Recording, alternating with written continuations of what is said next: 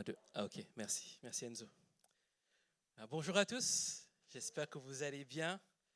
Comme vous l'annoncez depuis quelques semaines, nous allons aujourd'hui avoir un dimanche particulier où nous allons vous présenter le projet d'implantation.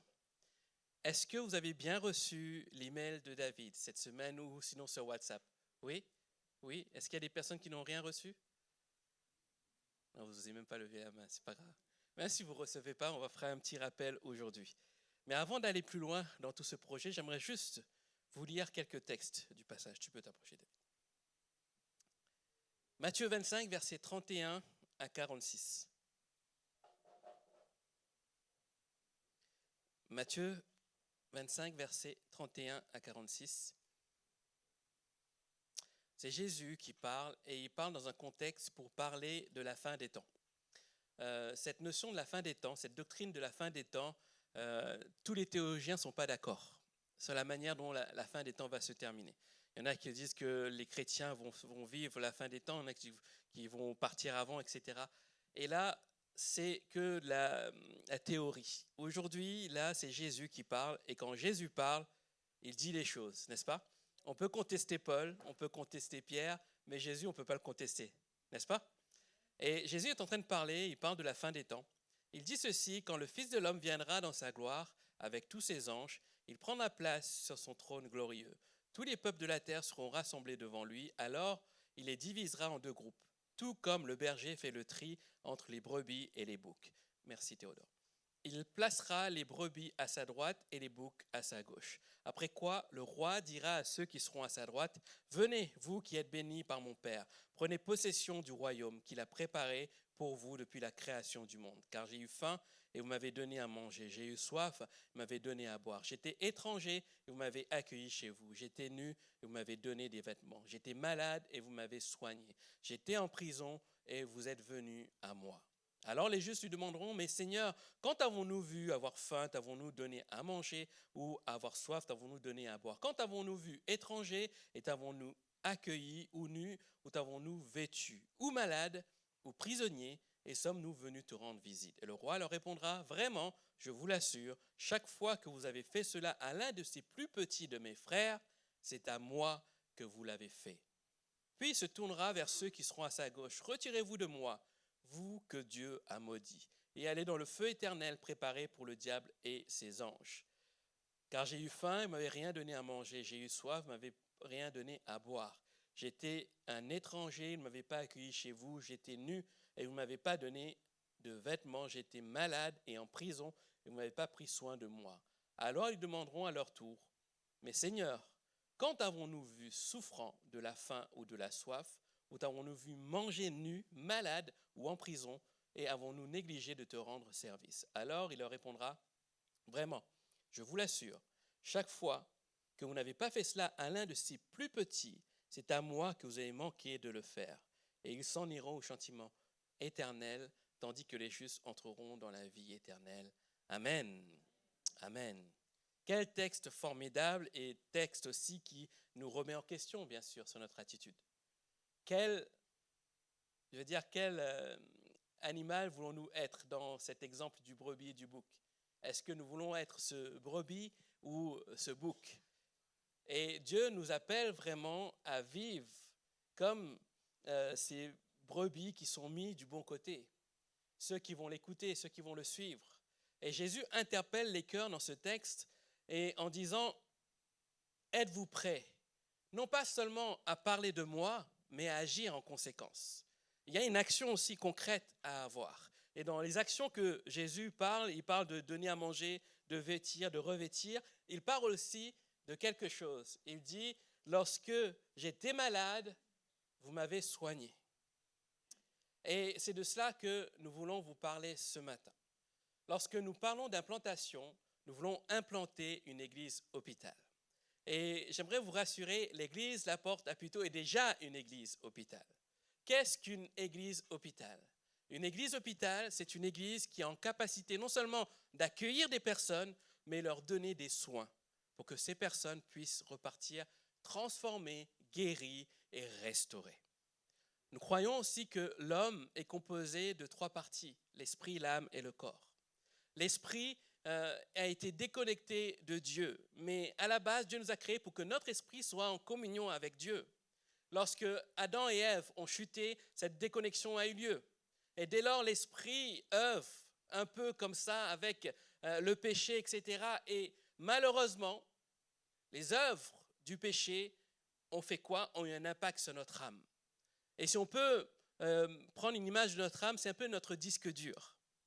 Et tout au long de notre vie, notre âme emmagasine des souffrances, des expériences qui, au fur et à mesure du temps, vont être nocives pour nous.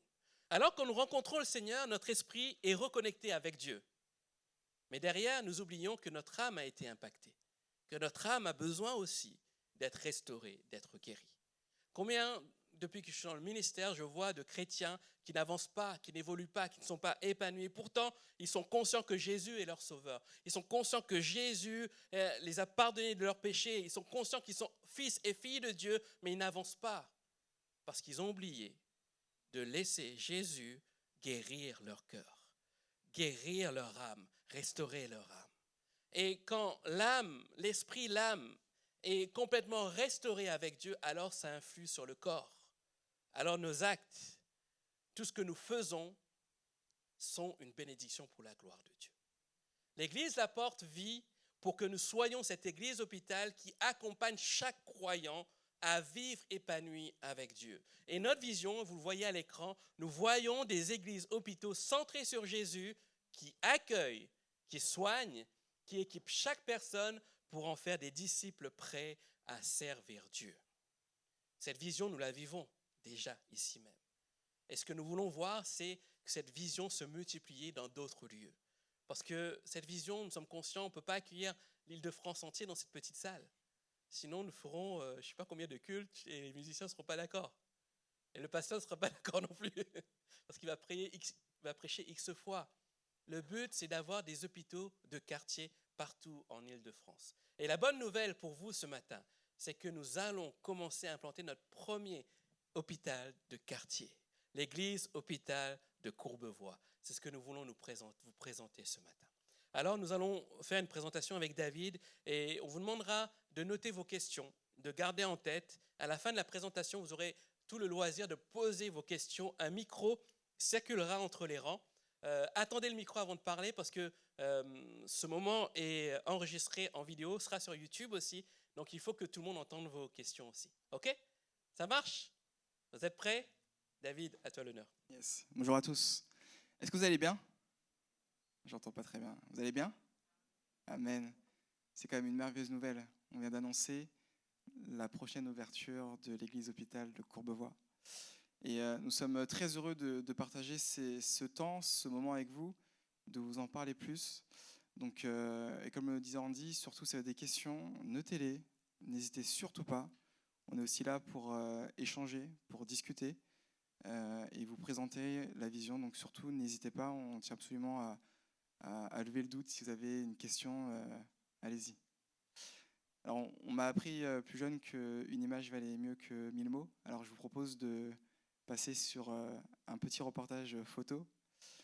Ce que vous voyez à l'écran, c'est le bâtiment de Courbevoie. À gauche, on a effectivement toutes les données générales, l'adresse que vous avez pu recevoir, qui se trouve rue Guillaume Farel, dans la commune de Courbevoie. Et surtout, à droite, on a le bâtiment en image qui ressemble véritablement à une église. On vous racontera l'histoire de ce bâtiment qui est extrêmement intéressante et la manière dont Dieu a conduit les choses pour que l'on puisse se retrouver dans ce bâtiment. Et la bonne nouvelle, c'est que le stationnement est gratuit le week-end, messieurs, dames. C'est quand même une grâce. c'est une grâce. On est ravis de ce lieu. Je vous propose de passer différentes photos. Donc on a une partie extérieure. Donc vous avez un parvis, c'est un cheminement qui montre vers l'église. L'avantage de cette partie extérieure, c'est qu'on a la possibilité de faire des agapés, de pouvoir faire des barbecues lorsque le temps le permettra, en cas de s'y réunir, peut-être ce qui manque peut-être en extérieur dans ce bâtiment. Et la slide suivante, c'est le même parvis, mais côté extérieur, on voit qu'on a quand même de la place. Ça, c'est quand même plutôt chouette, puisqu'on va pouvoir accueillir un certain nombre de personnes. Si on rentre à l'intérieur du bâtiment, il n'y a pas de doute possible, on est bien dans une église. On a effectivement les chaises, donc on a une capacité d'environ 130 personnes pour pouvoir accueillir des personnes dans ces lieux. On a une estrade. La photo d'après, c'est un baptistère. On est vraiment dans un local, dans un lieu qui nous permettra de recevoir du monde. Et on est ravis pour cela. On a aussi des salles pour les enfants. Alors l'espace que vous voyez à l'écran, c'est un espace qui est modulable. On peut en faire 2 salles en fonction effectivement peut-être des tranches d'âge. C'est des choses qu'il faut qu'on regarde, mais en tout cas, c'est un espace qui est modulable pour accueillir et faire en bonne forme des cultes pour les enfants. Nous avons aussi une garderie dans ce bâtiment, toujours dans l'esprit de cette approche, en tout cas, d'accueillir les enfants de tout âge. Et enfin, le bureau du pasteur pour les prochains entretiens. Alors, pour vous donner un peu la manière dont on a, et pour qu'on soit très clair pour vous, on a réfléchi de la manière suivante. Et pourquoi Courbevoie ? On a effectivement travaillé avec toute l'équipe. On est parti de ce constat, de ce postulat. Aujourd'hui, nous sommes en région Île-de-France, particulièrement dans le Croissant Ouest. À droite, vous avez effectivement la région Île-de-France telle qu'elle est. Et on a zoomé effectivement sur la partie des Hauts-de-Seine. Dans ce Croissant Ouest, on a pris le temps de cartographier toutes les églises. En rouge, vous avez les églises qui appartiennent au CNEF, qui sont affiliées au CNEF. Et en bleu, vous avez les églises qui sont affiliées au CNEF, mais qui sont aussi ADD. Quand on regarde la partie de Puteaux et de Puteaux, c'est les deux, enfin les Courbevoie, ce sont les deux en violet, du coup en haut du croissant. On constate que malgré ce beau paysage, en fait, certaines communes n'ont toujours pas d'église.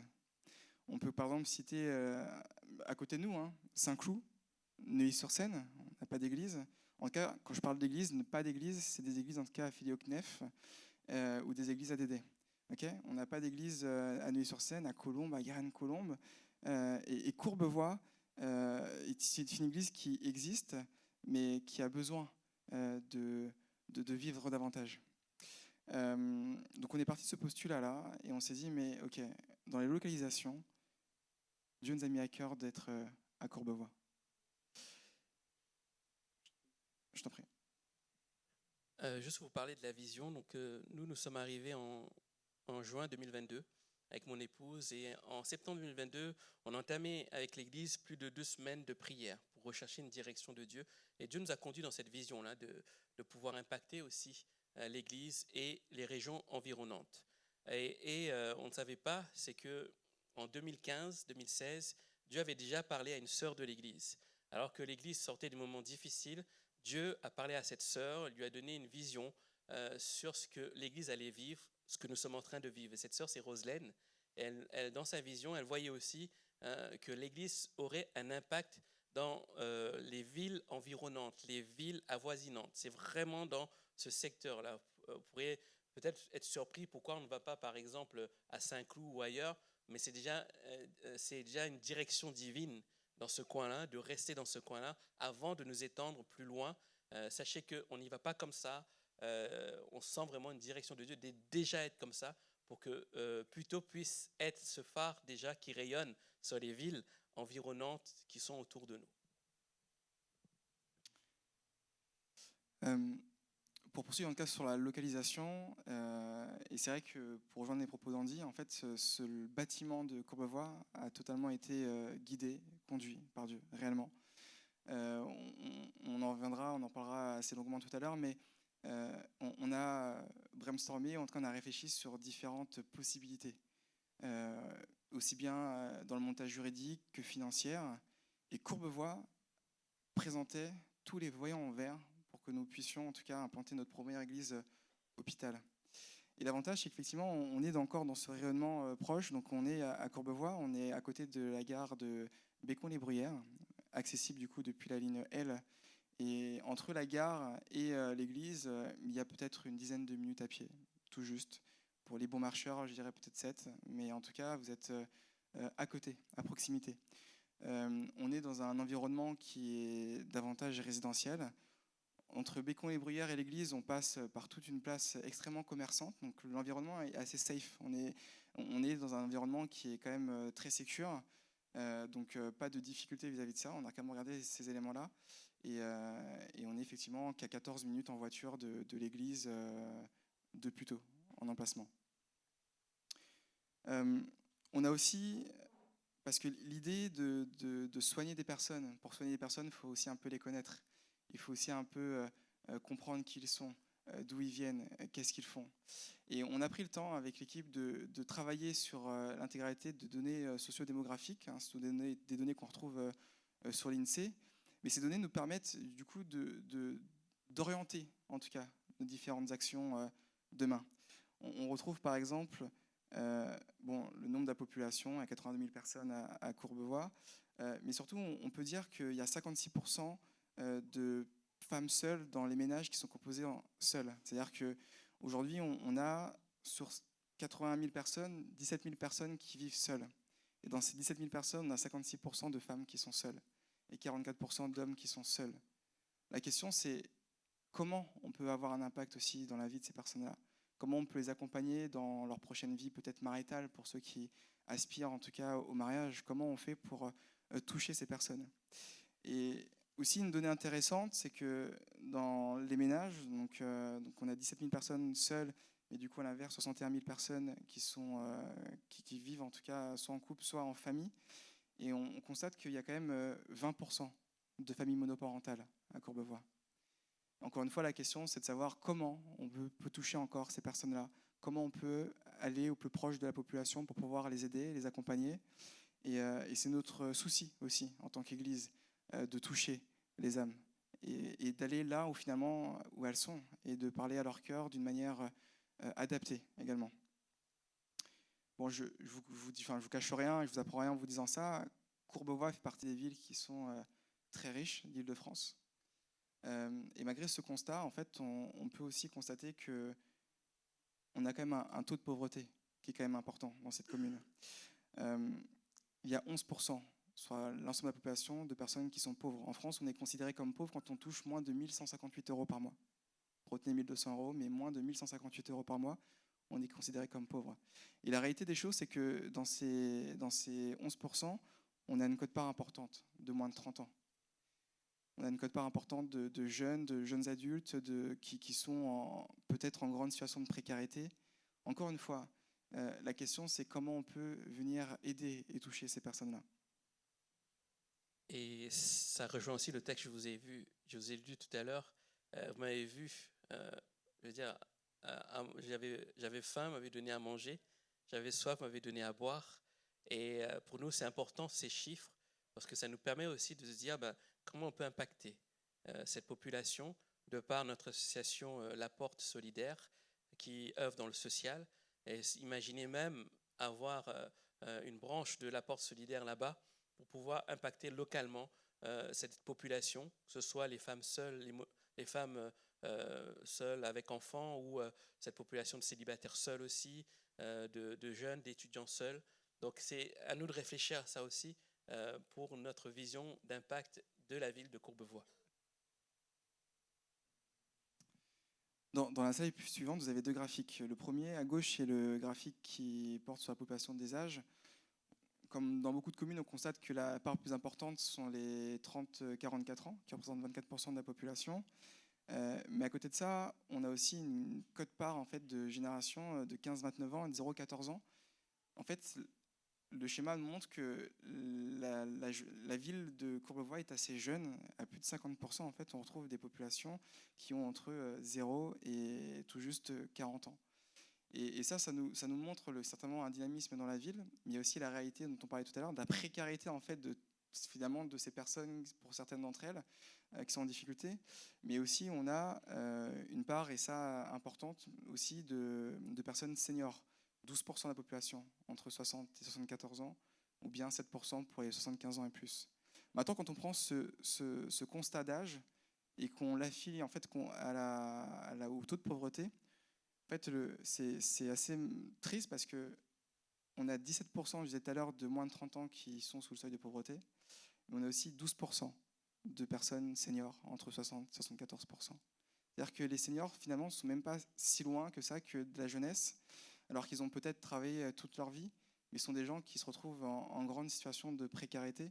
Et Andy le disait, comment effectivement avec notre association La Porte Solidaire, on peut aussi venir impacter et toucher aussi bien la jeunesse, parce que les jeunes adultes, les familles, les femmes, mais sans oublier aussi les personnes qui ont travaillé peut-être toute leur vie, en tout cas qui sont aussi en grande précarité.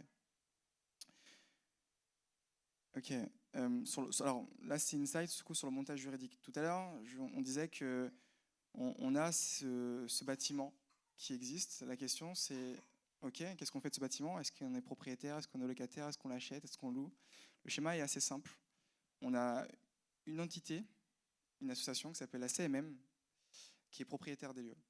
La CMM a pour volonté, pour raconter l'histoire, pour être exhaustif, la CMM avait un terrain à Courbevoie à l'époque. Et ce terrain a été racheté par des promoteurs. Les promoteurs ont bâti et construit ce bâtiment, enfin le terrain, en faisant du résidentiel, donc des appartements, des immeubles d'habitation. La CMM, en tant que propriétaire, a posé une seule condition, c'est que l'architecte puisse dessiner en même temps que les immeubles d'habitation une église. C'est la raison pour laquelle, si on revient sur la slide 4, si on revient sur la slide 4, qu'en fait on a une structure de bâtiment en forme d'église. Ce qui est assez rare finalement dans la région qu'on connaît. Souvent on trouve des locales comme celui-ci, mais l'idée pour la CMM, c'était vraiment de se dire, ok, on veut bien vendre notre terrain. Par contre, les immeubles d'habitation vont devoir vivre avec une église en bas de chez eux. C'est pas un commerce, mais les immeubles d'habitation devront vivre avec une église en bas de chez eux. Et c'est la raison pour laquelle aujourd'hui on se retrouve avec un immeuble édifié spécialement, avec une vocation d'église dans cet endroit-là de Courbevoie. Ça, c'est la genèse et l'origine du terrain et de la raison pour laquelle on a un immeuble qui ressemble à une église. Pour la petite histoire, savez-vous qui est Guillaume Farel? C'est pas Pharrell Williams, ça, c'est pas le chanteur. Guillaume Farel, c'est un des réformateurs protestants qui a œuvré surtout en Suisse. Et la petite histoire, quand le bâtiment a été construit, ça a été inauguré par le maire de l'époque. Et le fondateur de la CMM a demandé au maire de changer le nom de la rue qui était présent et de mettre la rue Guillaume Farel. Donc tout a été fait pour qu'il y ait un cadre déjà chrétien dans ce quartier. Et même le nom de la rue a été changé. Donc c'est vraiment fort hein, de la part de Dieu. Et je trouve ça excellent comme histoire. On a effectivement avec Andy et puis toute l'équipe rencontré le président d'ailleurs de la CMM qui nous racontait cette histoire. En fait, pour être totalement transparent, c'est que le nom de la rue avant, c'était un nom de rue qui renvoyait en fait à une guerre en fait. Et le maire disait mais il y a une église là et on parle de guerre, ça ne va pas. Voilà. Et finalement, tout a été fait pour qu'on puisse aller chercher ce nom de Guillaume Farel, et c'est lui qui a inauguré en même temps que l'église cette rue qui, je le répète, a un stationnement gratuit le week-end, messieurs, dames. Voilà. Un stationnement gratuit. Ok, je reprends sur la partie juridique. Donc la CMM est propriétaire des locaux. La vocation de la CMM, c'est de mettre à disposition ces locaux. Okay. Donc aujourd'hui, on est sur ce qu'on appelle une convention de mise à disposition en temporaire. Donc la CMM et met à disposition ces locaux de manière temporaire, moyennant effectivement un loyer. Donc ça, c'est le schéma assez classique. Donc on est finalement locataire à titre précaire on sera en tout cas locataire à titre précaire dans ces lieux. Je disais tout à l'heure qu'on a réfléchi à beaucoup de choses. D'accord ? On a imaginé une location dans un local. On a imaginé acheter un immeuble. On a imaginé beaucoup de choses. On s'est à chaque fois confronté à plusieurs difficultés. La première, c'est que lorsque vous louez un local commercial, en tout cas un local pour en faire une activité église, souvent en fait on est engagé sur 3 ans. Souvent les beaux 3, 6, 9. Est-ce que c'est sage d'aller s'engager sur 3 ans, 6 ans, 9 ans à ce stade-là ? On a pris le temps de prier. Finalement, ce n'était pas forcément ce qui était la conviction dans notre cœur. Ensuite, on s'est posé la question, est-ce qu'il fallait acheter un local tant qu'à faire ? On met en foi notre action, on met notre action en foi, oui, c'est ça. Et ensuite, on voit comment on avance. Et sauf que bon, la région est la région. Un local de 200 mètres carrés hors travaux, c'est 1,5 million. 1,5 million, 2 millions hors droit, donc hors frais de notaire. La question, encore une fois, c'est est-ce que c'est sage ? d'aller s'engager sur 2 millions de dépenses pour l'Église. Et on a convenu effectivement que ce schéma finalement de mise à disposition temporaire qui nous engage finalement sur une année était la meilleure décision à prendre pour l'Église dans son engagement déjà financier et puis même d'un point de vue juridique. L'idée c'est pas de faire couler financièrement, enfin voilà, l'idée c'est pas de prendre des risques démesurés, mais c'est de simplement être sage dans les décisions que nous avons prises là-dessus. Pour nous, surtout pour une première implantation, il nous paraissait fort sage de pouvoir aussi avoir un schéma aussi libre comme ces locaux en fait à Courbevoie, et se rendre compte peut-être que si on achète et on se rend compte que les locaux sont trop petits, c'est un peu compliqué, n'est-ce pas? Si on loue, on se rend compte que c'est trop petit, c'est compliqué aussi parce qu'on a un bail de 3 ans. Donc là, ça nous permet d'évoluer tranquillement avec une communauté qui peut aussi aller avec, on a parlé de la capacité, c'était 130 personnes. Juste pour revenir à la CMM c'est une organisation chrétienne qui œuvre pour l'évangélisation. Vraiment. Donc notez bien ce nom-là. Ils vont nous accompagner aussi, je pense, dans nos impacts aussi, mais c'est leur vocation d'être là pour aider les églises, les personnes pour évangéliser. Donc on a parlé effectivement de la convention de mise à disposition, et dans cette convention de mise à disposition prévoit 2 choses, effectivement, un loyer, on en parlera tout à l'heure, donc et ensuite une disponibilité. Aujourd'hui, on aura des locaux 2 jours par semaine, le samedi après-midi et le dimanche après-midi. Un petit teasing rapidement, mais on parlera plus en détail tout à l'heure du planning, mais ce qui est intéressant, c'est de se dire qu'on veut venir en fait avec 2 approches 2 fois par semaine, samedi après-midi et le dimanche après-midi. Donc ça, c'est ce qui va être convenu en tout cas avec la CMM jusqu'à présent.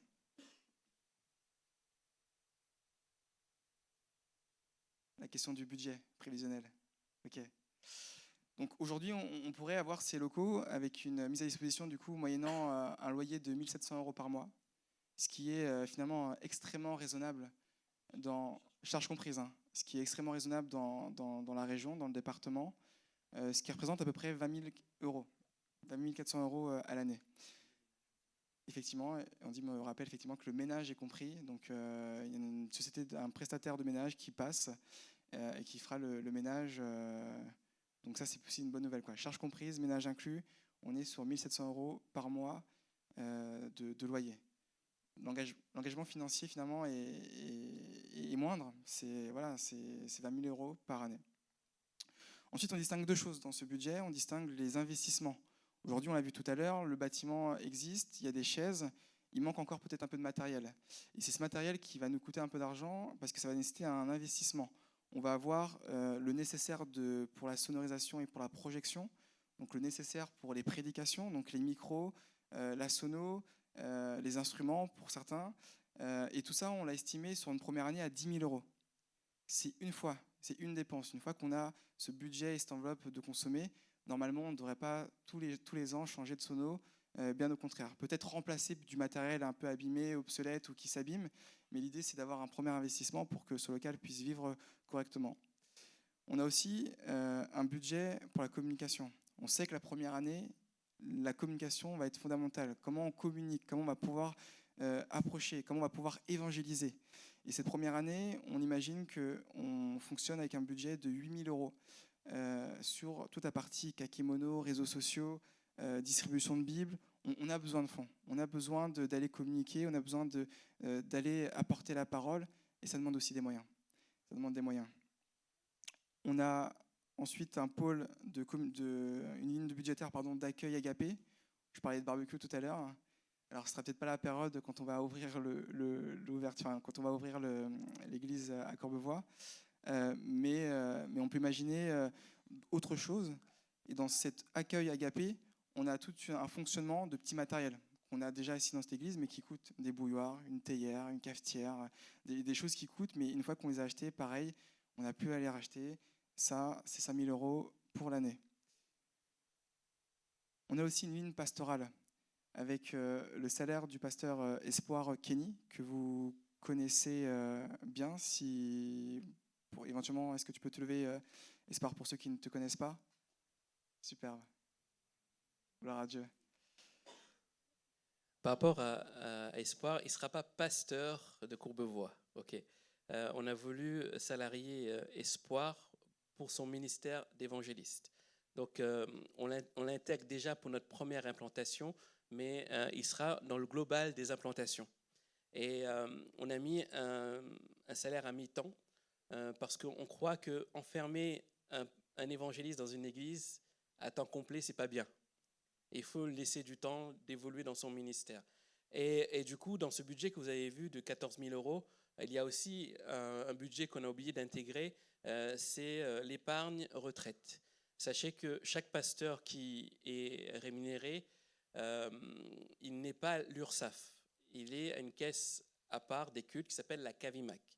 Et la CAVIMAC a été créée à la base pour les prêtres catholiques, avec comme référence un fonctionnement de prêtres catholiques qui habitent un presbytère qui est souvent accolé à l'église catholique, qui après reçoit une petite indemnité, etc. Sachez qu'à la CAVIMAC, si on reste sur un forfait de retraite classique minimum, c'est environ 500 € par mois. Donc on ne veut pas que Espoir à la retraite se retrouve au secours catholique en train de demander à manger. Alors on accole, comme vous l'avez fait aussi pour moi, pour mon ministère, une épargne retraite pour que plus tard, on n'ait pas à penser à ça aussi, qu'on sera à la retraite aussi, même si un pasteur ou un évangéliste n'est pas forcément à la retraite. Là, quand je parle de retraite, c'est retraite administrative, ok, parce qu'on est serviteur à vie. Mais voilà, donc c'est surtout cette partie-là qui n'est pas mentionnée. Mais sachez aussi, et on a oublié de mettre dans la slide, qu'il y aura une assemblée générale extraordinaire le 1er décembre pour parler de l'embauche d'Espoir pour valider. Parce que dans nos statuts, nous ne pouvons pas embaucher sans une assemblée générale extraordinaire. Donc vous qui êtes membre de l'association cultuelle de l'Église, notez cette date, dimanche 1er décembre, ce sera l'assemblée générale extraordinaire pour valider ensemble l'embauche d'Espoir qui commencera 1er janvier 2025. Voilà. Alors pour l'instant, Espoir, tu n'as pas de retraite, mais on va y travailler, promis. On va y travailler. Et le dernier poste, effectivement, c'est le consommable pour la Sainte Seine de 300 €. Si on fait un focus du coup sur les montants à l'année, hors effectivement retraite d'Espoir, la première année, compris investissement, donc les investissements, donc sono, petit matériel pour recevoir théière, cafetière, etc., on serait sur un montant, j'arrondis le chiffre volontairement, de l'ordre de 60 000 € à l'année d'investissement et de location notamment. Et ensuite, avec les dépenses, les projections, on sait que tout ça pourrait fonctionner avec des frais de fonctionnement à hauteur de 41 000 € pour l'année. Donc on a une première année qui nous coûte effectivement plus cher, 60 000 €, parce qu'on a les investissements, parce qu'on doit acheter du matériel pour la sono. Et ensuite, on sait que ces montants vont être réduits puisque les investissements ne seront plus à faire, sauf peut-être en remplacement, mais on tournerait effectivement aux alentours des 41 000 € l'année. Sachez aussi que ce budget annuel qui sera près de 41 000 € sera aussi, je veux dire, absorbé par les dons qui seront faits aussi là-bas. Une communauté de 130 personnes, ici une communauté d'environ 200 personnes, autour environ de 115 000 € de dons à l'année. Donc si on fait à peu près la même chose là-bas, les dons locaux là-bas absorberont en fait les frais. Mais il faut que la communauté démarre, bien sûr, n'est-ce pas? Donc c'est à nous d'investir pour que la communauté démarre. Ce ne sera pas des frais en plus pour l'Église, ou l'Église de plutôt devra gérer aussi des frais en plus là-bas, quoi, en fait.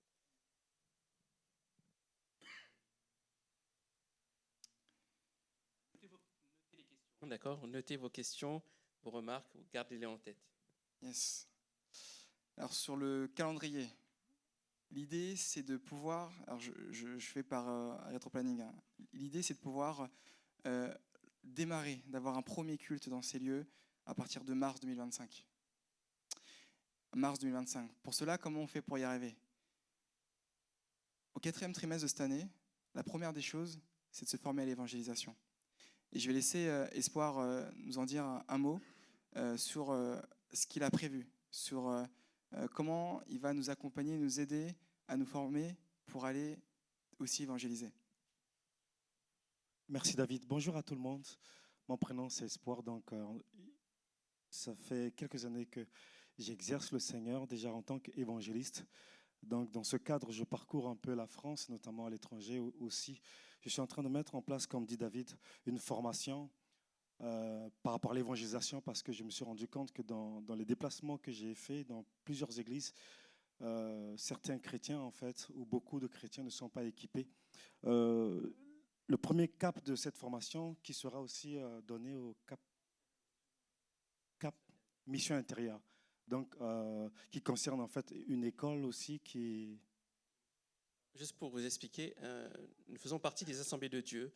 Et dans les Assemblées de Dieu, il y a une structure qui s'appelle la mission intérieure qui aide les églises dans leur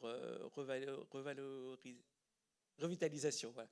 Revitalisation des églises, les accompagne, etc. Et met en place des formations pour aider les églises à implanter. Ça s'appelle Cap Implantation. Et les différents évangélistes du mouvement, dont fait partie aussi Espoir, vont former non seulement notre église, mais d'autres églises aussi, des Assemblées de Dieu en France, au travers de cette formation Cap Implantation. Pour compléter ce que Andy vient de dire, en fait, parmi les 5 évangélistes, en fait, on a des dons différents. C'est-à-dire qu'on n'exerce pas tous de la même manière, on a des dons différents et en fait, selon l'appel que Dieu nous a donné pour exercer, je ne sais pas si je me suis fait comprendre, ça veut dire que, par exemple, Pasteur Andy, il n'a pas le même don que Pasteur Théodore. Vous voyez ce que je veux dire? Mais ils sont tous des pasteurs. Ça va? D'accord. Si ça ne va pas, vous pouvez me dire à la porte, hein? Parce qu'on est à l'église La Porte. La première formation que nous allons voir, je vais le mettre à l'église et je suis en train de travailler dessus, c'est comment témoigner efficacement. Comme je disais tout à l'heure ce matin, on a tous un témoignage, comment on a rencontré Jésus-Christ. Mais est-ce que notre témoignage est efficace? Est-ce que par exemple, si Fondia, exemple, hein, Fondia ne connaît pas le Seigneur et j'ai 1 minute, c'est la première fois que je vais la voir et je la reverrai plus jamais. Et en 1 minute, je dois parler de mon témoignage à Fondia. Est-ce que mon témoignage serait efficace? Est-ce que ce témoignage serait efficace? Ça, c'est le premier. Donc, il y aura normalement 2 volets ou un seul volet. Le deuxième, pour la formation, c'est le développement à la sensibilité au prophétique. Vous savez, dans le prophétique, on met beaucoup de choses. On met beaucoup de choses et j'aimerais en fait amener cette formation pour que vous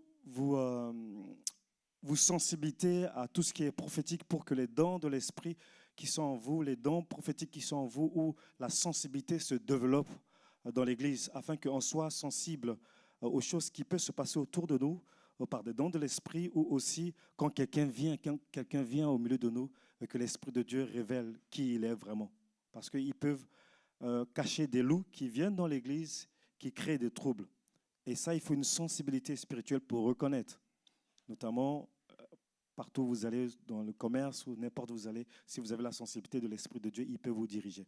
C'est la deuxième formation, ça fera peut-être en 2 étapes aussi également. La troisième formation, c'est l'enseignement sur les dons spirituels. Les dons spirituels, c'est les dons de l'Esprit que le Saint-Esprit donne à ceux qui en soivent, ceux qui aspirent, pour montrer la puissance de Dieu dans l'Église, la démonstration de l'Esprit de Dieu, comme l'apôtre Paul pouvait dire.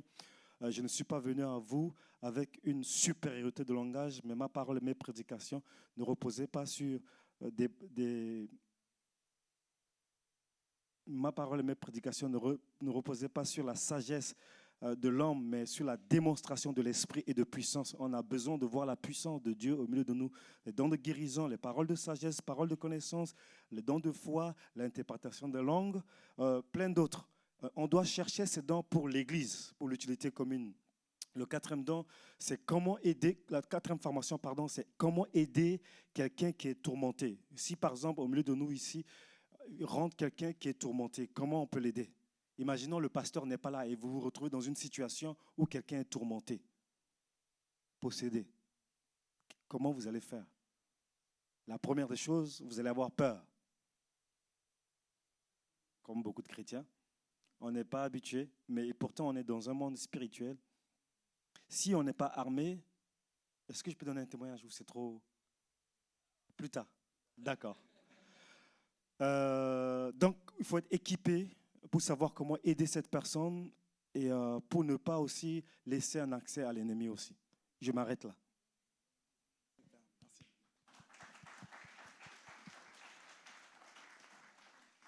Le deuxième volet sur le 4e trimestre de cette année va être aussi de rencontrer les autorités locales. On veut avoir de bonnes relations avec le maire, avec les dirigeants de la ville de Courbevoie. D'ailleurs, à cet effet, la semaine dernière, j'ai rencontré Madame le maire de Puteaux. Maintenant, on est très bons amis. Et je lui ai demandé de m'introduire auprès du maire de Courbevoie. Donc, elle va le faire. Donc, je vais pouvoir aussi la rencontrer. On va le rencontrer avec David pour pouvoir aussi parler du projet, savoir comment on peut aussi impacter la ville au travers des projets aussi d'ordre social aussi.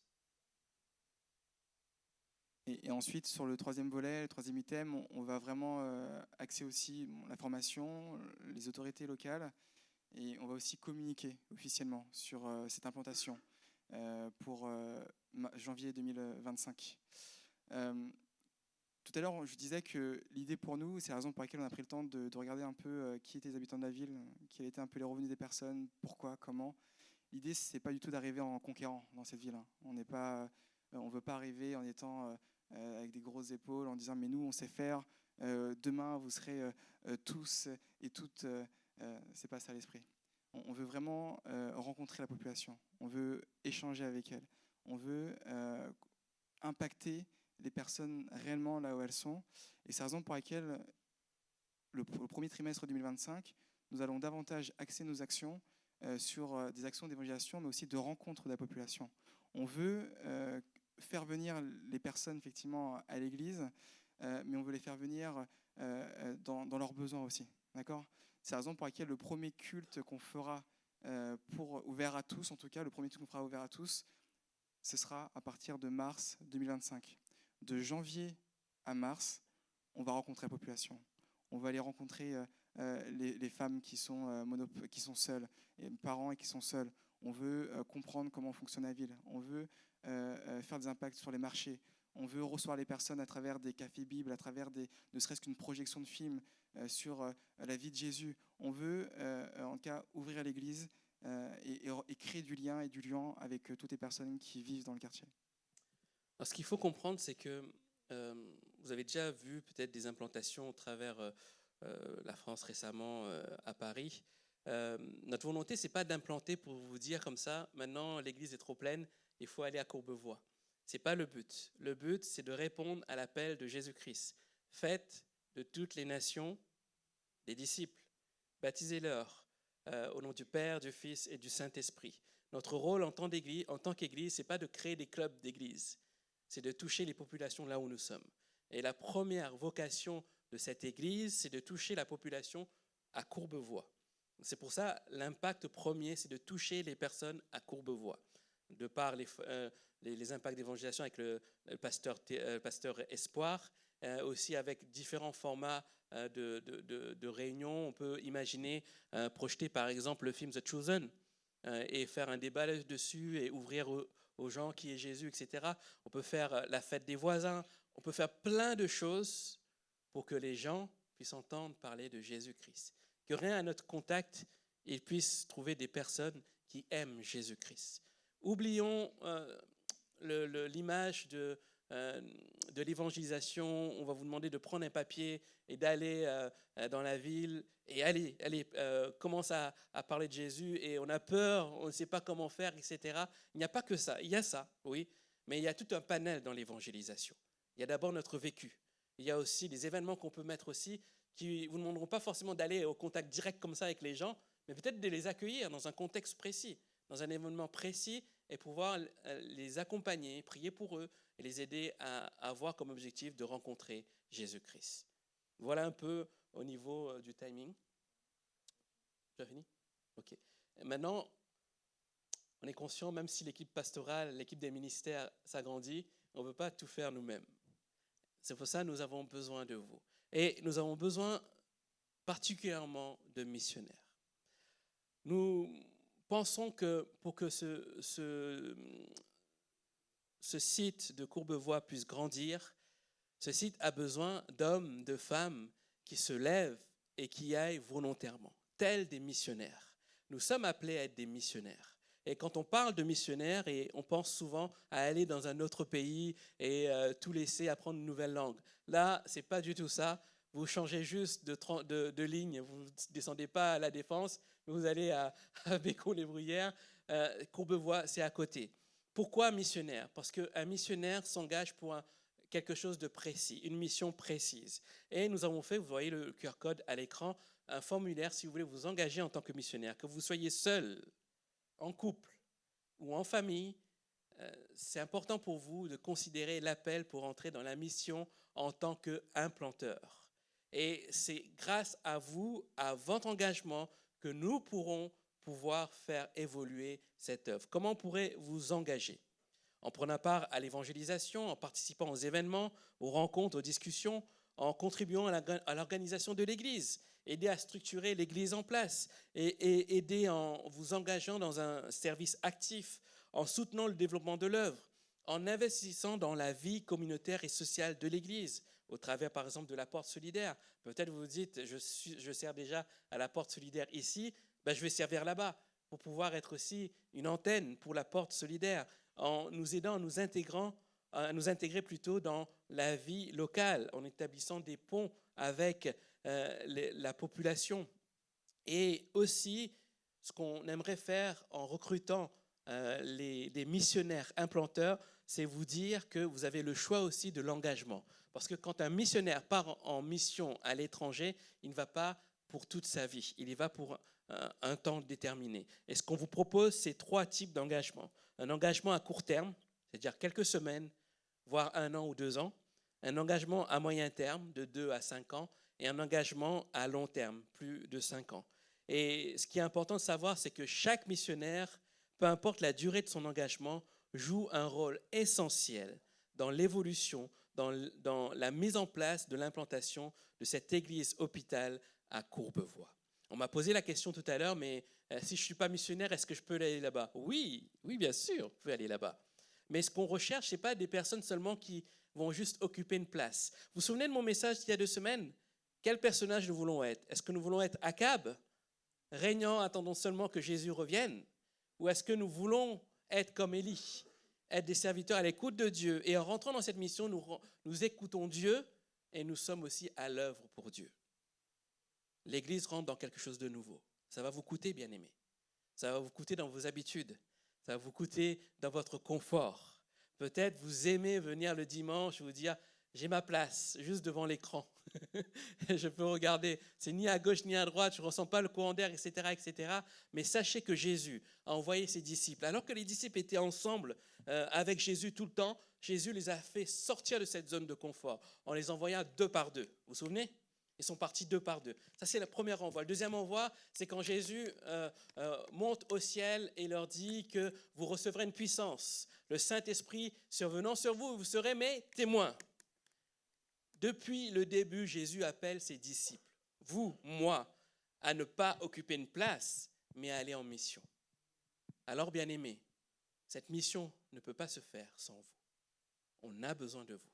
On a besoin d'hommes, de femmes qui se lèvent, que vous soyez jeunes, que vous soyez vieux, moins jeunes plutôt, et que vous soyez papa, maman, si vous avez à cœur de servir, d'investir votre temps pour cette œuvre, alors vous êtes les bienvenus. Il y a un formulaire qui est disponible avec le QR code. Vous pouvez aller voir aussi l'équipe d'accueil avec le lien. Ils ont le lien aussi. Vous pourrez aller les voir tranquillement. Sachez que on a vraiment besoin de vous dans cette œuvre-là et on ne peut pas le faire sans vous. Vraiment. Vraiment. On a choisi vraiment volontairement cette formule de missionnaire implanteur parce qu'on veut sensibiliser les personnes à s'engager pour Dieu, non pas à venir occuper une place. Bien sûr, je vous disais tout à l'heure que l'Église sera d'abord ouverte aux non-chrétiens, Mais s'il y a d'autres personnes chrétiennes qui se joignent à l'église, tant mieux. Gloire à Dieu aussi, d'accord? Ce n'est pas une église fermée, ok? Mais nous voulons juste ouvrir vraiment cette œuvre d'évangélisation d'abord pour les gens de Courbevoie parce qu'il y a des besoins. Vous avez entendu les besoins de tout à l'heure? Les personnes seules, les personnes dans la précarité, les personnes qui traversent aussi des moments difficiles. On va les emmener à Jésus et on veut aussi emmener des ressources pour que ces personnes puissent être restaurées, guéries, transformées, équipées pour être eux aussi des serviteurs entre les mains de Dieu. Amen. Donc, vous avez compris aussi que derrière, qui dit budget, dit aussi il faut aussi une rentrée d'argent. Et on va vous passer une petite vidéo tout de suite, maintenant, et je vais vous parler de ça. Bienvenue à l'église La Porte. Nous aspirons tous à une vie meilleure et à la paix intérieure. Mais nos souffrances passées, même en tant que chrétiens, freinent souvent cette quête personnelle. Notre église veut être cette église hôpital, centrée sur Jésus pour soigner, équiper et faire des disciples épanouis. Sa mission, centrée sur Jésus, vise à impacter chaque individu de tout âge au service de Dieu. Aujourd'hui, nous soignons déjà par des initiatives comme Libère ton identité, des ateliers sur la parentalité ou contre les violences sexuelles. Nous accompagnons chaque personne en les équipant et les formant pour qu'elles deviennent et forment des disciples. Notre grand défi est de développer notre vision d'église hôpital en implantant de nouvelles églises hôpitaux. Dès 2025, pour que plus de personnes puissent profiter de nos ressources, nous sommes très heureux de vous annoncer notre projet d'implantation église hôpital à Courbevoie. Pour réaliser cette vision de soigner, équiper et envoyer, nous avons besoin de vous. Devenez l'un de nos 200 partenaires en vous engageant à donner 35 € ou plus par mois pour soutenir cette vision. Ensemble, soignons des vies. Jésus agit encore. J'ai été équipé. J'ai été restauré. J'ai été renouvelé. J'ai été transformé. Nous sommes heureux de pouvoir être partenaires de l'église La Porte. Je suis un partenaire et un fier partenaire de l'église La Porte. Je suis partenaire de l'église La Porte. Jésus agit encore. Jésus agit encore. Jésus agit encore. On veut vous le dire que Jésus agit encore et que le Seigneur peut agir de manière extraordinaire dans les cœurs et dans les vies. Amen. Vous pouvez applaudir. Alors, pourquoi 200 partenaires? Parce que nous avons vu que nous avons mis en place une formule de dons mensuels de 35 €. Et 35 €, ça revient avec les déductions d'impôts environ 14 €. 12 €? 12 €. 12 €, réduction d'impôts avec. Donc 35 €, pourquoi? Parce qu'on s'est rendu compte en interrogeant un peu beaucoup de personnes qui nous disaient que c'était plus facile de donner un petit montant chaque mois que de donner tout de suite un gros montant. Et 35 €, 200 personnes, ça nous ferait un budget de 84 000 € directement pour l'implantation, qui couvrait déjà les premières dépenses de l'implantation. Et du coup, pourquoi un don mensuel? Pourquoi ne pas dire on fait directement, chacun fait un don, on arrive directement à 84 000 €? C'est que nous croyons que Courbevoie, ce sera notre première implantation, mais pas la dernière. Et nous voulons aussi continuer ces élans de dons pour que petit à petit, nous puissions, au fur et à mesure des implantations, injecter 80 000 €, 80 000 €, 80 000 €, et que ça puisse aussi aider ces implantations à se développer. Et comme j'ai dit tout à l'heure, chaque implantation est amenée à être autonome financièrement en apportant leurs propres dons, bien sûr.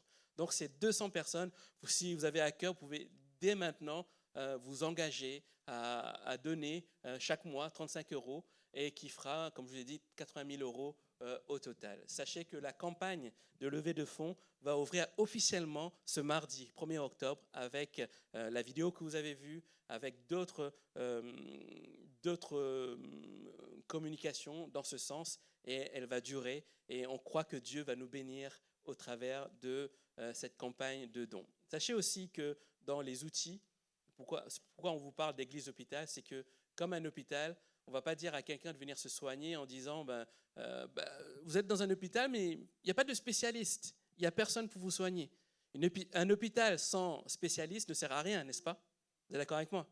Mais si nous voulons être une église hôpital, il nous faut aussi des spécialistes. Et vous avez vu les partenaires qui sont à l'écran. Et sachez que dès l'année prochaine, nous allons avoir un nouveau partenaire qui va œuvrer pour aider les personnes à sortir de la pornographie. Donc il y aura un accompagnement, vraiment, dans ce sens-là. Donc déjà un autre outil qui correspond à un besoin aussi de personnes. Donc au fur et à mesure, on va ajouter des spécialistes comme ça qui vont accompagner les personnes à sortir de leur souffrance. N'est-ce pas formidable, n'est-ce pas? Alors que Dieu nous bénisse dans ce champ d'action, dans cette mission.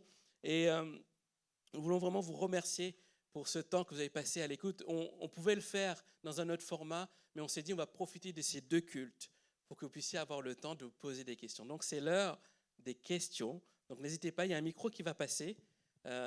N'hésitez pas à poser n'importe quelle question. C'est le moment que ce soit clair dans votre tête.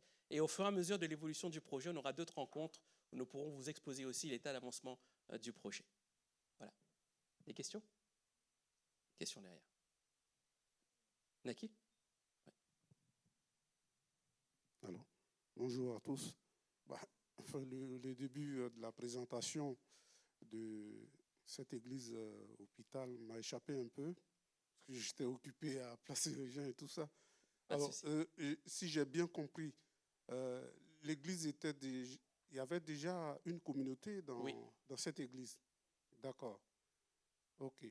Donc, je suppose qu'au niveau de la sécurité, tout est bien, parce que quand on va arriver là-bas, puisqu'on va faire les cultes les après-midi, on ne sera peut-être pas le même nombre qu'il y a le matin. Parce que nous, on fait l'après-midi, ça veut dire que le matin, il y a une communauté qui est là. Oui. Je comprends bien. Oui. Donc, est-ce que, on a pensé un peu à ça, quoi, je veux dire. À la sécurité, tu veux parler? Ouais. Ça fait partie des missionnaires que nous voulons envoyer. Vous voulez être missionnaire, soit en disant je sers déjà dans un domaine ici et je veux le reproduire là-bas, soit je sers dans un domaine et je veux servir dans un autre domaine là-bas, en fait. C'est ça aussi la mission. Et il faudra lever des personnes pour la sécurité, pour là-bas aussi. Donc ça, il faudra y penser. D'accord. Ça répond à ta question? Ok. Merci. D'autres questions? Oui, derrière. Par rapport à l'autre communauté, comment on voit les liens avec eux, comment on veut fonctionner avec eux? Alors, sur l'autre Quand on est communauté, sur leur territoire, quelque part, ils ont des gens qui sont... ils ont aussi une mission que Dieu leur a donnée. Comment on s'intéresse, on agit avec eux? Alors, avant de rentrer dans ce projet, on est allé rencontrer cette communauté parce qu'on voulait faire les choses aussi de manière sage aussi. Et de se dire, avant d'implanter une œuvre, est-ce que nous pouvons vous apporter des ressources pour que vous accompagniez et vous soyez aussi une communauté qui puisse progresser. Malheureusement, ça n'a pas eu lieu en fait parce qu'ils n'ont pas voulu rentrer aussi dans cette collaboration. Maintenant, sachez aussi que ce lieu de cette église est dédié aussi à toutes les communautés. Ça veut dire que ce n'est pas l'église, ce lieu n'appartient pas à l'église qui est déjà en place en fait. Sachez que le samedi, il y a une communauté adventiste, le samedi matin. Le dimanche matin, c'est une communauté baptiste évangélique. Et l'après-midi, ce serait nous, en fait, derrière. Mais on y a pensé, on leur a parlé, on s'est présenté, et voilà. L'idée, encore une fois, ce n'était pas du tout d'arriver en conquérant et d'être, comme tu le dis, sur un peu leur territoire, mais vraiment d'avoir un échange et d'arriver plutôt sur un fonctionnement participatif et collaboratif. Voilà, vraiment, c'était notre démarche. Aujourd'hui, il n'y a pas d'impact au niveau de la ville, sachez-le. Il n'y a aucun impact. Il n'y a pas d'ouverture, il n'y a rien du tout. Et on va commencer une œuvre aussi pionnière aussi, là-bas à Courbevoie, quoi. D'autres questions? Je aussi. Du coup, ma question, c'était, du coup, vu que là, c'est un contrat d'1 an, c'est quoi la vision à long terme dans le sens où, qu'est-ce que vous voyez plus tard? Est-ce que c'est de rester plus longtemps? Est-ce que c'est à terme que ce soit qu'on devienne carrément propriétaire? Vraiment la vision à long terme, oui. C'est quoi? C'est une bonne question. Nous, volontairement, on a pris 1 an. C'est pas eux qui nous ont dit on donne 1 an, pas plus, quoi. D'accord? C'est nous, volontairement. Vous savez, c'est pas un manque de foi. On est prudent. On est prudent. Eux, ce qu'ils veulent, c'est un engagement à long terme, en fait, là-bas. Donc, tout dépendra de l'œuvre, tout dépendra de l'évolution de l'œuvre.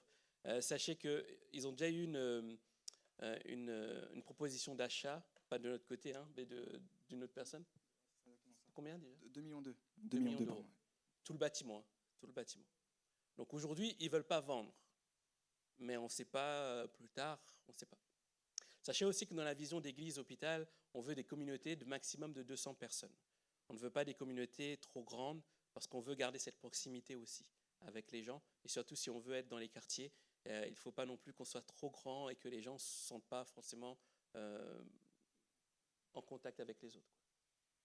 Pour compléter, effectivement, la vision, c'est de pérenniser cette implantation. Hein. Mais comme le disait Andy, c'est aussi d'être prudent. Et tout à l'heure, on parlait beaucoup de sagesse et de savoir comment on peut avancer. C'est la raison pour laquelle on ne s'est pas engagé sur un bail 369, ni bien sur une acquisition, sur quelque chose. L'idée, au contraire, c'est d'évoluer et de faire évoluer aussi ce sujet. Et c'est pour ça qu'on s'est engagé sur 12 mois, oui. Par prudence, plutôt que... Mais évidemment que dans le fond de notre cœur... oui, c'est sur le long terme. Oui, si on peut acheter le bâtiment. On ne voit pas une vision qu'à 1 an, sinon ça ne sert à rien. Vraiment. Sachez aussi pourquoi on a choisi le fait que ce soit l'après-midi. Vous pourrez me dire, mais qui va venir à un culte l'après-midi ? On va toucher les inconvertis. Ils n'ont aucun bagage culturel qui leur dit que le culte, c'est à 10h le matin. N'est-ce pas ? Donc, je pense même que ça pourrait même les arranger, s'ils ont l'habitude de faire des grasses mat le dimanche matin, de dire qu'il y a un culte l'après-midi, en fait. C'est nous qui sommes nés dans les églises. Nous avons l'habitude d'avoir un culte le dimanche matin. Mais notre première vocation, c'est de toucher les inconvertis. Donc c'est à nous de les emmener aussi dans une culture d'église, dans une vision aussi de communauté, indépendamment de l'heure, en fait. Okay. Oui.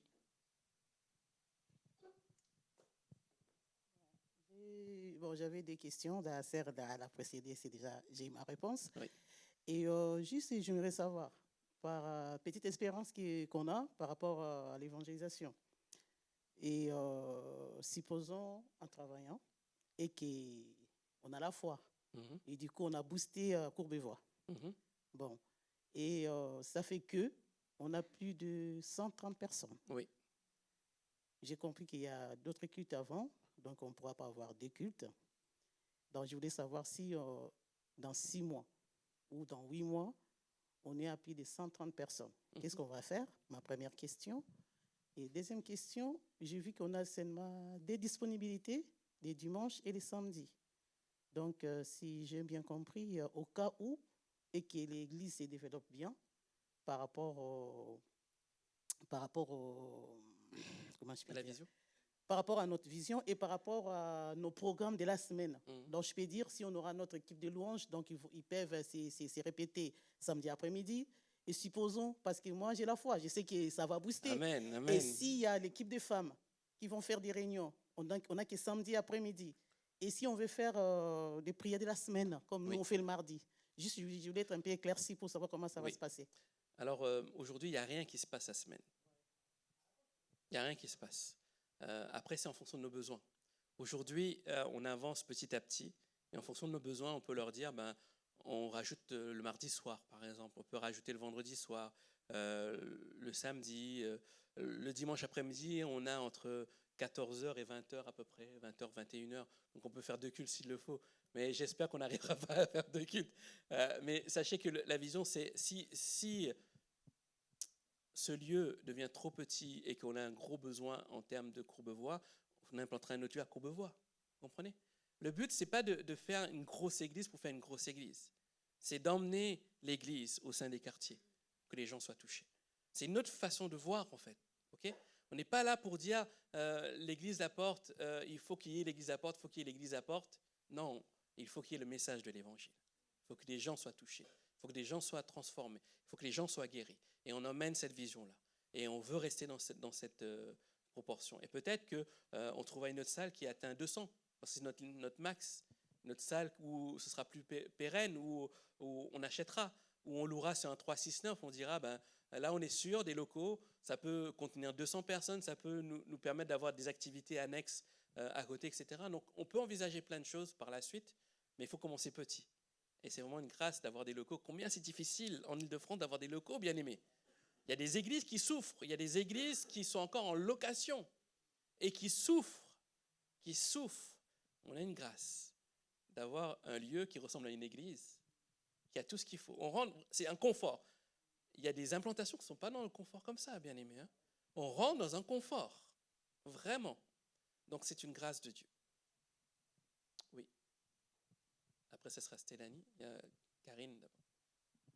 Je rebondis sur la question de Nicole. Oui. Donc, si jamais nos besoins grandissent et qu'on a besoin de caler d'autres créneaux en semaine pour les réunions de prière ou les week-ends pour les réunions de femmes, par exemple, réunions de mono, est-ce que ça aura un impact sur le coût de la location par mois, les 1 700 € ou le prix reste ferme, même si on rajoute d'autres prestations après? J'imagine que ça aura un impact forcément parce qu'on va utiliser plus si on est en hiver, plus d'électricité, plus de chauffage, etc., forcément. Mais ce ne sera pas un gros impact. Le prix ne sera pas doublé, par exemple, en fait. Donc là aussi, ils sont pas dans une démarche de profit. Là, ce qu'ils nous proposent, c'est vraiment pour eux gérer la partie charge derrière et entretien des bâtiments. Vraiment. Stélanie ? Comme ça, je vous donne vos prénoms directement. Bonjour, j'ai 2 questions. Les 12 mois commencent quand, en mars? Alors, les 12 mois démarrent à partir de janvier 2025. Ok, janvier 2025. Et j'avais une question sur la slide du budget, parce qu'il y avait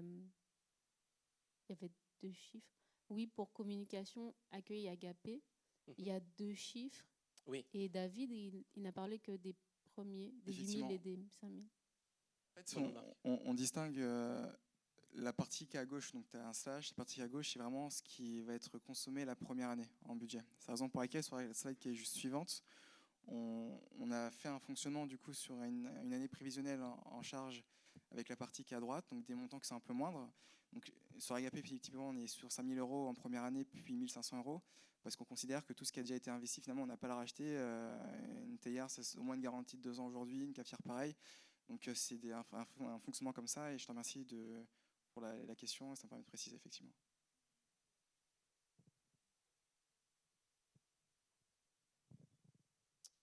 Après, ça sera toi.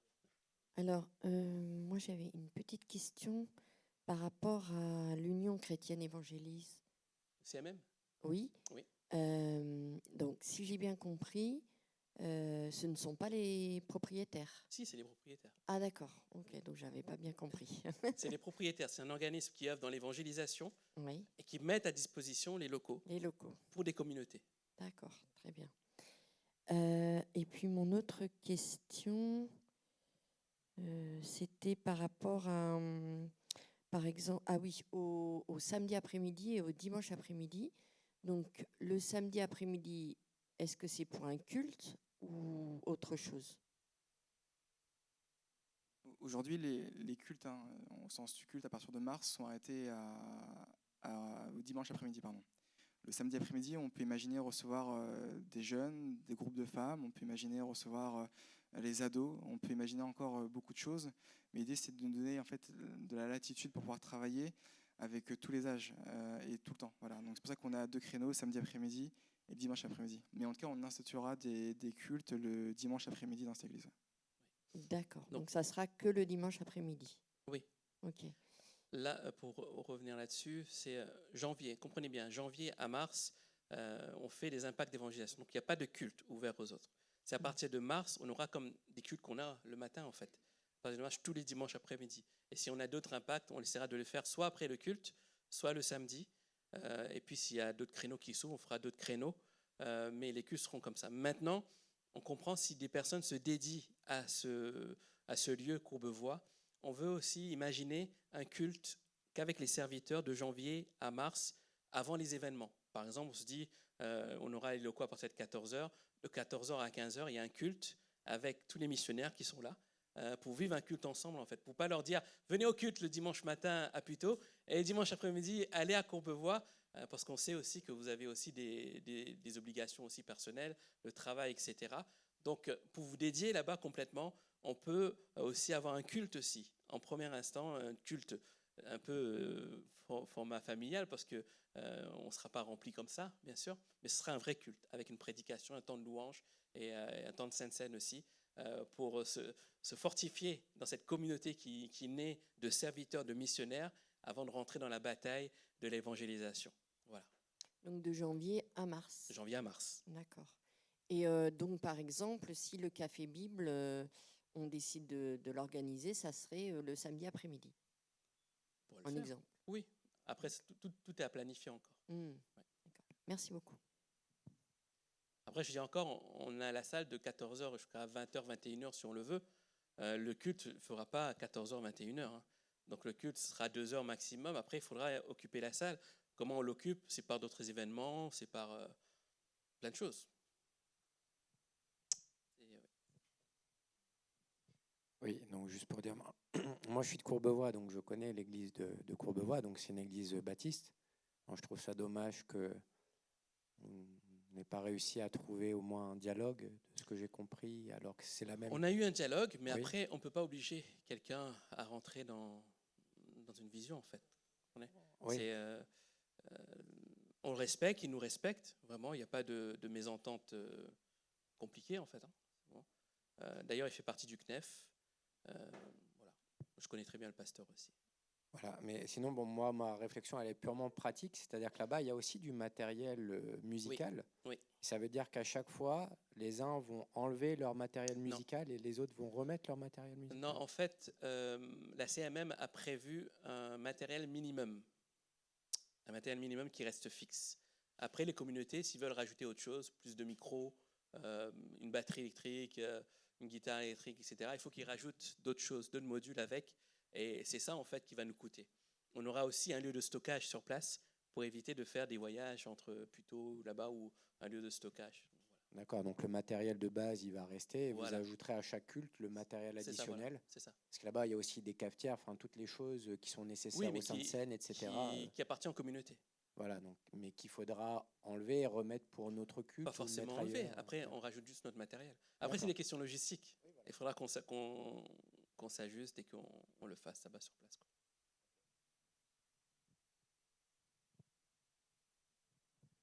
Jean-Élie? Ah, il y avait la sœur.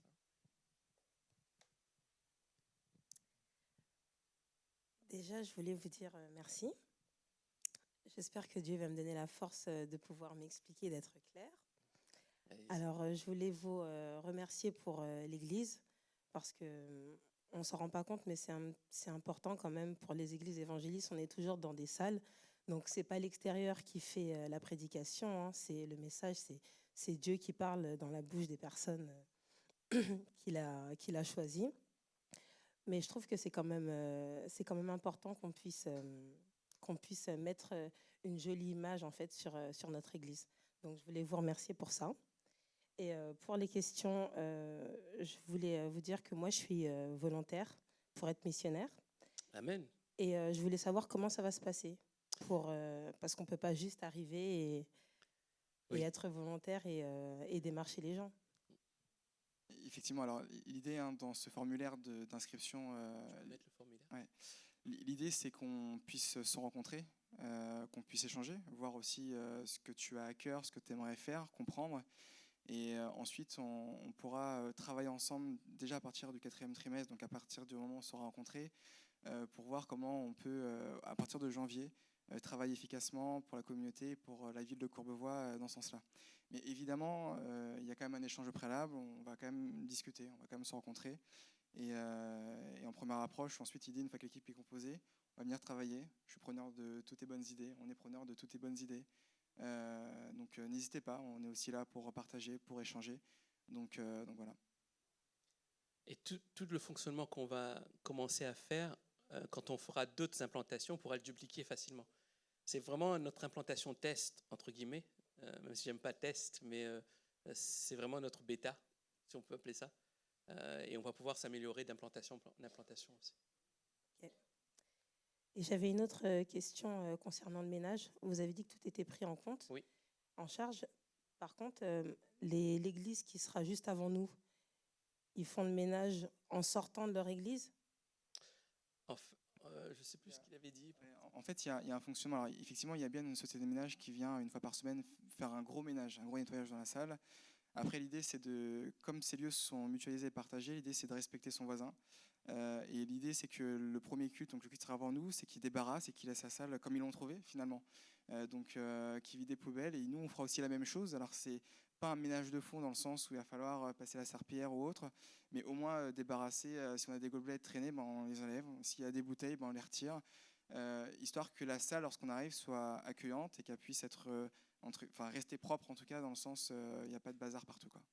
D'accord. Non, je demande ça parce que j'ai déjà été dans des églises où on devait après laisser la place à d'autres. Et je me demandais en fait comment ça se passait si vous n'avez pas forcément de bons rapports avec l'église d'avant pour qu'ils puissent nettoyer correctement, pour que nous on puisse récupérer l'église et qu'on ne soit pas obligé de faire le ménage avant et après. Qu'on puisse faire juste le ménage pour nous quand nous on a fini, mais qu'on ne soit pas obligé de le faire pour les salles d'avant. Dieu béni, on a des bons rapports avec le pasteur. Et oui, il faudra aussi qu'on soit sage aussi dans l'occupation. Et ce sera aussi la force aussi de la mise en place, en fait, de voir comment on peut faire. Mais c'est une bonne question. Oui.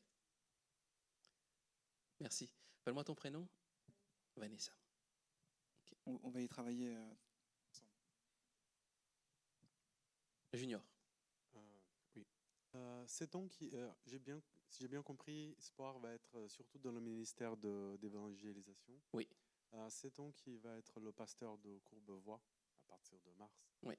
On est encore en train de réfléchir par rapport à ça, de prier, mais il faut un ministère sur place.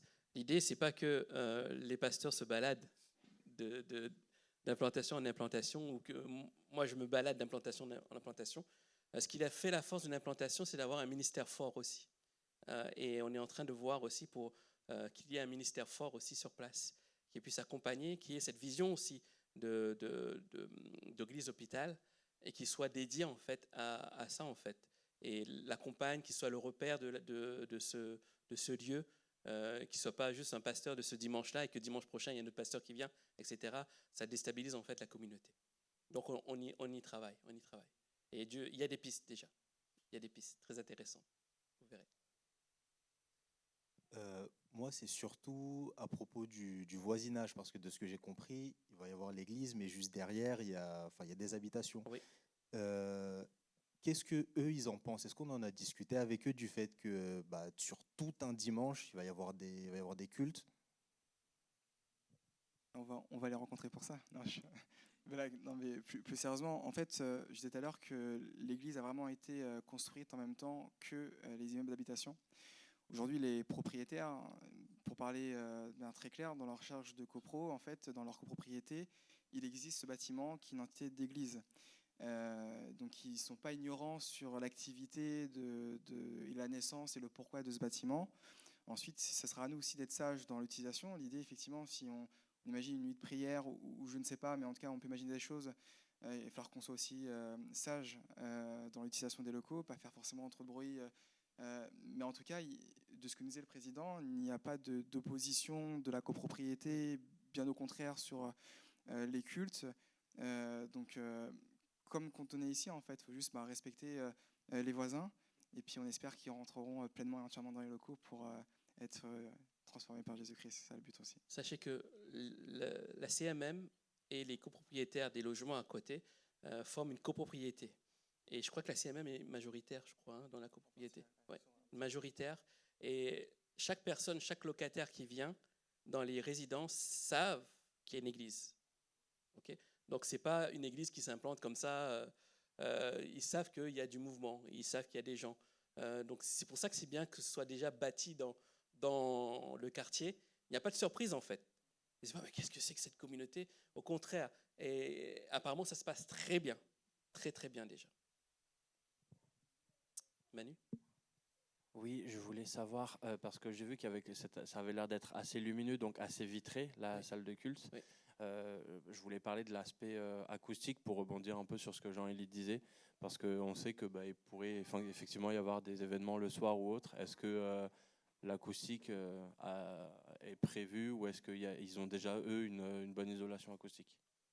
En fait, le bâtiment a été conçu pour ça. Donc, il y a eu des travaux de rénovation il y a peu, notamment pour l'isolation thermique, mais aussi acoustique.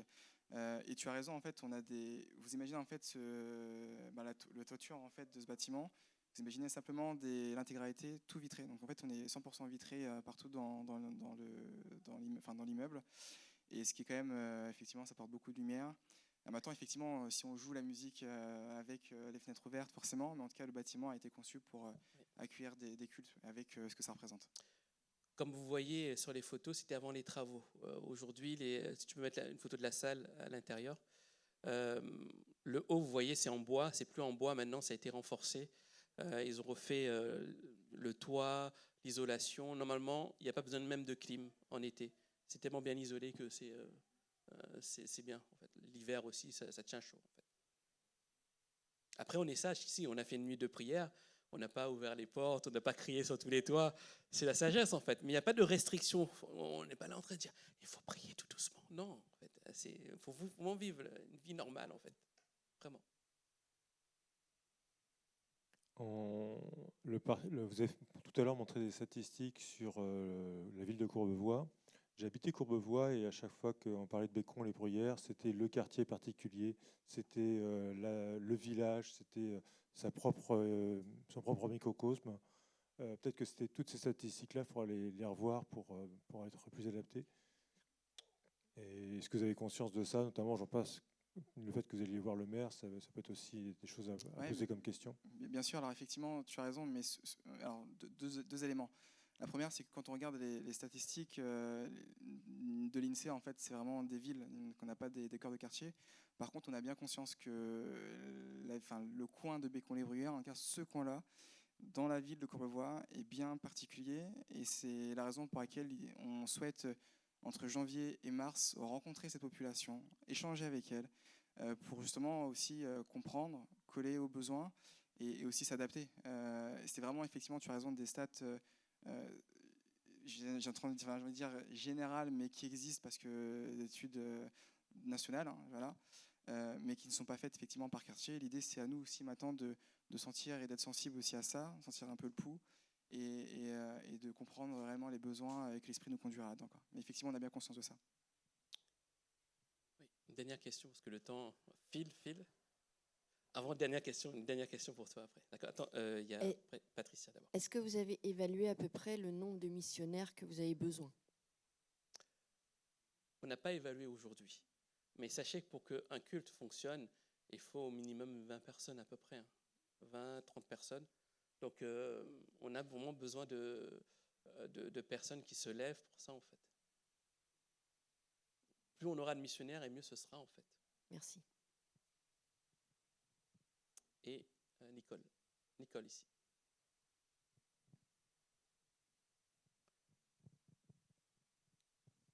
Juste, j'aimerais savoir par rapport à l'utilisation du bureau, comment vous allez effectuer entre les premiers cultes et nous aussi. Le bureau pastoral? Oui. Ce sera pour les entretiens. Seulement pour les entretiens? Oui, les entretiens pastoraux. Ok. Parce que comme les pasteurs du premier culte l'utilisent déjà, non? Qui ça? Les pasteurs du premier culte. Oui. Ils utilisent déjà les bureaux, non? Non. En fait, ils ont des créneaux. Ah, d'accord. Si le matin, ils ne l'utilisent pas, ils ne pourront pas l'utiliser l'après-midi s'il y a une autre communauté, en fait. Donc, on a nos créneaux, on utilise toutes les salles dans nos créneaux, en fait. Donc, c'est le même bureau pour tout le monde? Oui, c'est le même bureau. Oui. Voilà. Donc, c'est une première approche avec vous, une première présentation. On aura d'autres moments où vous pourrez aussi poser des questions. Mais on se tient à votre disposition avec David pour vraiment éclaircir tous les points. Mais retenez que le 1er décembre, c'est l'Assemblée générale extraordinaire. Vous aurez des convocations pour cela, qui traitera uniquement de l'embauche du pasteur Espoir Kenny, qui viendra en tant qu'évangéliste. À partir du 1er janvier, il sera rémunéré par l'Église. Vous voyez d'ores et déjà, n'attendez pas le lancement de la levée de fonds ce mardi. Si vous avez à cœur, vous pouvez d'ores et déjà bénir, vous dire moi je m'engage pour 35 €, vous vous engagez pour 35 €. Si vous pouvez plus, tant mieux aussi. mais sachez qu'on a besoin de vous, non seulement au niveau du budget, mais surtout aussi au niveau de votre engagement en tant que missionnaire. Vraiment, vraiment. Soyons tous des Élie et non des Akab. Vraiment. N'attendons pas seulement que Jésus revienne. Jésus veut nous envoyer. Nous devons répondre à sa grande mission, à cette grande commission. Faites des nations des disciples. Baptisez-les au nom du Père, du Fils et du Saint-Esprit. Et vous avez votre rôle à jouer. Vous avez votre part à jouer. Alors, on n'attend pas des missionnaires spécialistes professionnels tels que vous êtes. Venez nous voir. Remplissez le formulaire. Et on vous contactera. On aura des réunions d'organisation et puis on mettra les choses en route. Amen. Je vais laisser David finir par la prière et puis on écoutera Johanna. Johanna, c'est toi? Oui, pour les annonces. Merci à tous. Ouais, super. Juste en complément, si vous avez besoin, vous avez nos adresses mail et nos numéros de téléphone. Si d'aventure, d'ici 10 jours, une semaine, demain, vous avez des questions, n'hésitez pas à faire un petit mot. On prendra aussi le temps d'y répondre. Seigneur, merci pour ta grâce, merci pour ta fidélité. Merci pour ce projet, Seigneur, d'implantation. Seigneur, nous voulons, Seigneur, te remercier et te bénir pour cela, parce que c'est toi qui donne aussi la capacité. C'est toi, Seigneur, qui ouvre les portes, mais aussi qui ferme les portes, Seigneur Jésus. Et nous voulons saisir, Seigneur, cette opportunité d'être des serviteurs entre tes mains, des servantes entre tes mains, Seigneur, même pour nous-mêmes, Seigneur, aller plus loin dans notre relation avec toi. Nous avons besoin, Seigneur, d'expérimenter et de marcher pleinement dans la foi, Seigneur Jésus, de ce que tu es, ce Dieu qui est capable de faire des choses encore extraordinaires. Alors viens encore percuter nos cœurs, viens encore toucher notre âme, Seigneur, sur une conviction.